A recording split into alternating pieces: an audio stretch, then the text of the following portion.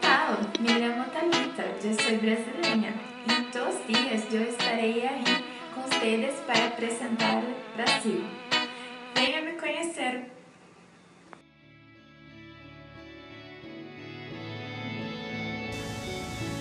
Hola, ni hao.